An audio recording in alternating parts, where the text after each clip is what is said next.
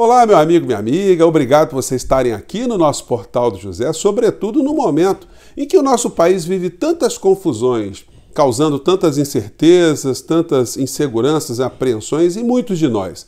E aí é fundamental a gente ter um espaço como o nosso portal para que possamos fazer juntos, né? Porque vocês mandam muitos comentários para cá, para o nosso portal, a gente analisar juntos o que está acontecendo no nosso país, a realidade, quais são as perspectivas e se há razão, de fato, para a gente ter algum medo ou se é para a gente comprar pipoca para acompanhar os próximos capítulos que parecem ser muito emocionantes e muito duros, sobretudo para o bolsonarismo, para a família Bolsonaro e os seus auxiliares mais próximos. Nós vamos analisar aqui alguns episódios, sobretudo por conta da fala, o pronunciamento do general Paulo Sérgio ontem, que gerou algumas controvérsias de interpretação. O discurso dele foi um discurso absolutamente linear e legalista. No entanto, muitas pessoas ainda continuam a alimentar a ideia que foi uma linguagem cifrada, uma senha, pavimentando um caminho para um possível golpe no nosso país. Eu tenho falado aqui com vocês há meses que não há a menor possibilidade de golpe aqui no nosso país, porque o poder econômico está nas mãos de quem detém o poder político. O poder político, leia-se, o Congresso Nacional, o Senado Federal, os governadores de Estado, a classe política em sua ampla maioria. Quem detém o controle da política e da economia e do destino do nosso país são esses grupos econômicos que estão fazendo negócios aqui no nosso país, à torto e à direito, enquanto nós estamos morrendo. Enquanto também os grandes veículos de comunicação omitem a responsabilidade direta do presidente da República, porque se isso fosse colocado para o povo brasileiro desde o início, as suas responsabilidades, as suas omissões, seus crimes, a gente não precisava nem ter CPI. Ele já estaria afastado muito tempo. Bastava um único pedido de impeachment em relação aos seus crimes, que estão se somando. Hoje, por acaso, saiu uma coluna do meu amigo Rui Castro, que eu vou compartilhar com vocês. Eu sei que ele não vai ficar chateado com questão de direito autoral, porque o jornal, ele publicou no jornal e é público, onde ele fala o 7 de setembro, sobre o 7 de setembro de Bolsonaro. Esse que está com muita gente com medo, né? E o subtítulo está escrito aqui: um apanhado parcial do que ele terá a comemorar, capaz de lhe render 300 anos de cadeia. É isso que ele está fazendo aqui. Aí ele explica aqui por que ele pensa nessa direção, mas eu comungo dessa ideia também, como eu tenho falado para vocês há muito tempo. Gente, se o general Paulo Sérgio quisesse ter dado um recado golpista, todo mundo iria entender esse recado golpista. Não é uma pessoa ou outra, não precisa. Essas coisas elas têm que ser muito claras para que as tropas, os conspiradores em potencial que existem, entendam. Bom, a gente vai conversar um pouco mais sobre isso, mas antes de mais nada, eu tinha até me esquecido, né? Se você está conhecendo nosso portal agora, se inscreva também, compartilhe os nossos vídeos, mande seu joinha, porque é muito importante, e os seus comentários, porque são sempre lidos e são sempre considerados. Bom, vamos falar aqui do general. A análise dos principais veículos de comunicação impresso estão fazendo uma análise próxima do que eu fiz ontem. Aqui está o jornal O Globo, está aqui falando da interpretação que eles fizeram, né? Está aqui. Comandante do Exército defende Carta Magna. Isso aí, gente, é defender a Constituição Federal.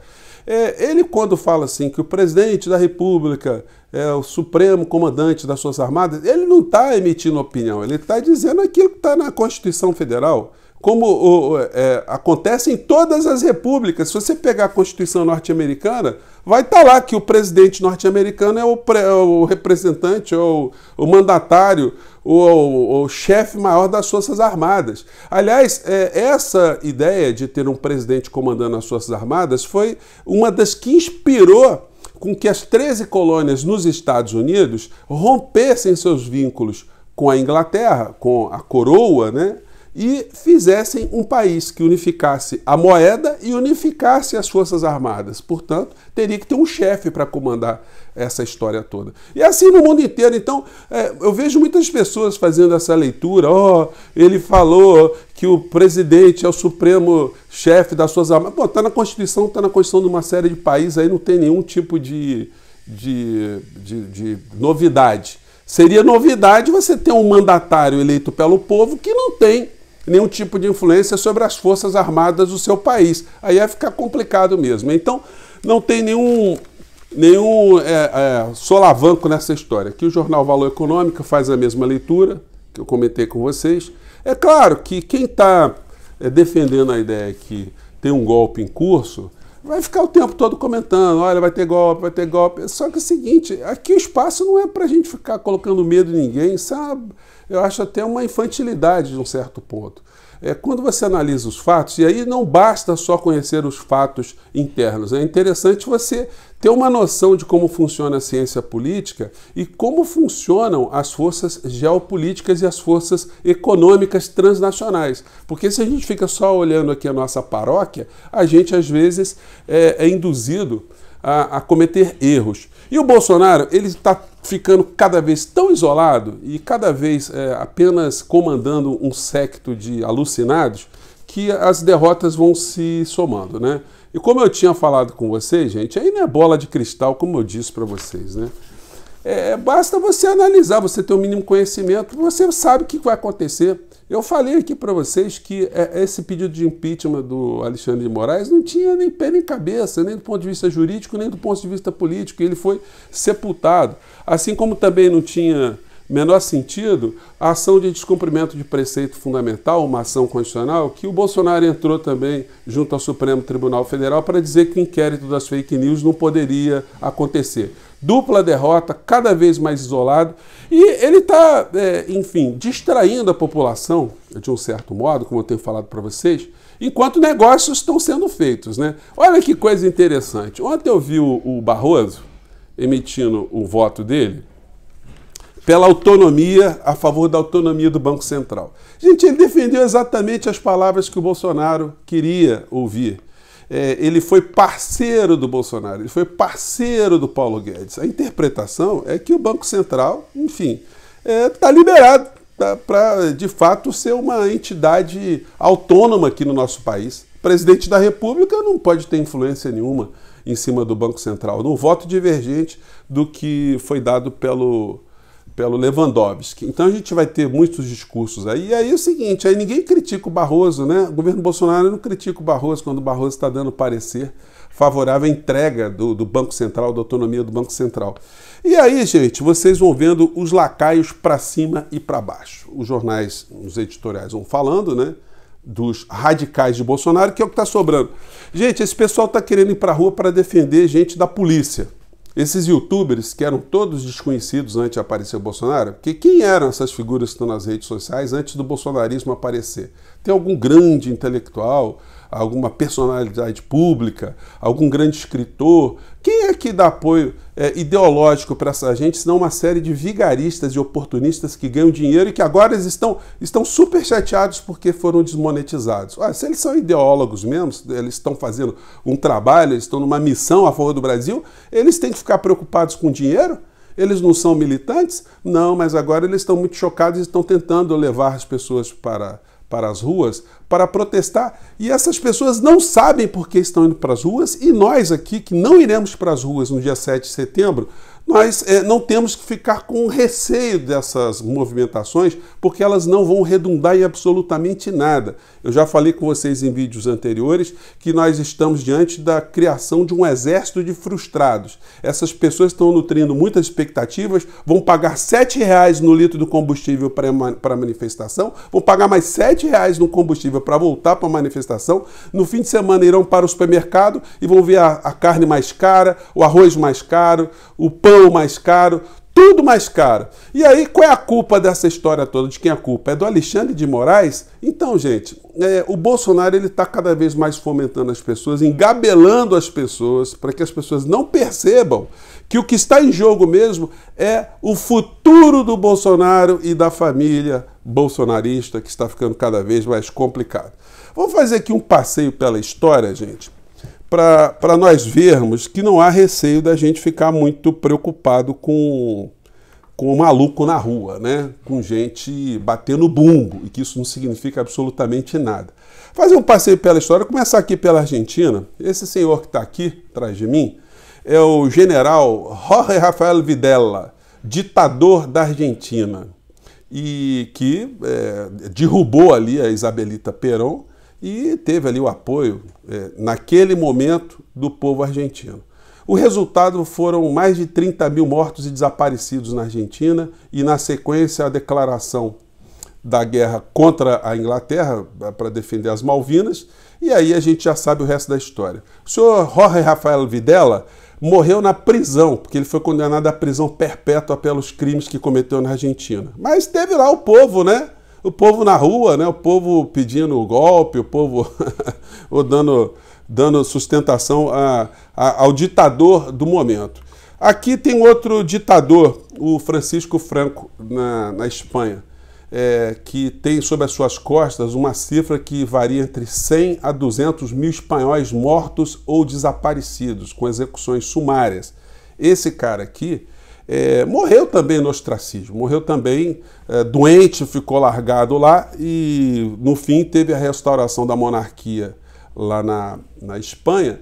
Mas esse período aqui ficou marcado por uma frase, né, muito comum do franquismo: abaixo a inteligência, viva a morte, né? É como muitos deles falavam. Franco foi um aliado de Hitler e de Mussolini, não podia dar boa coisa, né? Mas tinha gente lá que ia pra rua gritar mito, mito. Esse aqui é uma fotografia, tem um cara perdido aí no meio, esse aí é o senhor Adolf Hitler, né? Que, enfim, juntava multidões também. E juntava ali pessoas ao seu redor, não para gritar mito, né? Gritava Führer, né? O Viva o Führer, né? O líder, enfim. O fim todo mundo já sabe o que aconteceu com ele. Mudando um pouco de plano, né? A gente pode pegar o Saddam Hussein. Saddam Hussein também foi uma pessoa com muita popularidade, ele foi eleito. Mas os crimes dos quais ele é acusado, ou foi acusado, geraram, inclusive, o pretexto para que os Estados Unidos fizessem o que fizeram, né? Usaram isso como pretexto, invadiram o Iraque, não para restabelecer a democracia, que o americano não está preocupado com democracia num país outro. O americano está preocupado, o governo americano, as estruturas norte-americanas estão preocupadas com energia, em petróleo, em roubar petróleo. Então, aonde tem petróleo, os americanos sempre vão arrumar um conflitozinho. Por que eles não vão lá no Haiti estabelecer democracia no Haiti? Porque o Haiti não tem nada, né? Agora, Líbia, Iraque, enfim, os países, a Venezuela, onde tem petróleo, eles têm uma preocupação muito grande. Então tá aqui. Aqui é o Mussolini, né, que tinha também, acho que está dando para ver no cantinho aí, também, o Mussolini também foi a pessoa que arregimentou muitas pessoas e terminou da forma muito dramática, né, pendurado de cabeça para baixo. Aqui é o Idi Amin Dada, com o que o cara tem de credencial aí, né, parece que ele passou numa loja assim de R$1,99 e saiu colocando um monte de coisinha ali na farda dele, né? Mas ele também foi a pessoa que juntava pessoas, ele juntava também multidões, gritavam mito, mito, mito. Ele queria fazer uma supremacia negra em Uganda, né? Uma coisa assim. Aqui, já no nosso território, né, o Collor de Mello foi muito popular. Hoje é um senador que não manda absolutamente nada no Senado Federal, uma figura apagada, e o cara foi presidente do nosso país e também levou muitas pessoas às ruas, de verde, amarelo, para... Enfim. E aqui, gente, a cereja do bolo. A senhora Jeanine Áñez. Golpista, ela foi uma espécie de ensaio do que muitos bolsonaristas pensam em fazer. Com Bíblia, né? Deus acima de tudo. Então, quando derrubou lá o Morales, entrou no Congresso, entrou na chefia de governo da Bolívia, com a Bíblia nas mãos, né? Aquela história, Deus acima de tudo. Sabe o que aconteceu com ela há 48 horas atrás? Ela está presa por vários crimes, inclusive por crime de terrorismo, de ter atentado contra a Constituição boliviana, e ela tentou suicídio há 48 horas atrás. Enquanto eu estou falando com vocês aqui, ela está se recuperando, para vocês verem como é que é o destino dessas pessoas, muitas dessas pessoas atormentadas. O Idi Amin Dada morreu no ostracismo, não pôde ser enterrado em Uganda, a família pediu, mas não foi possível.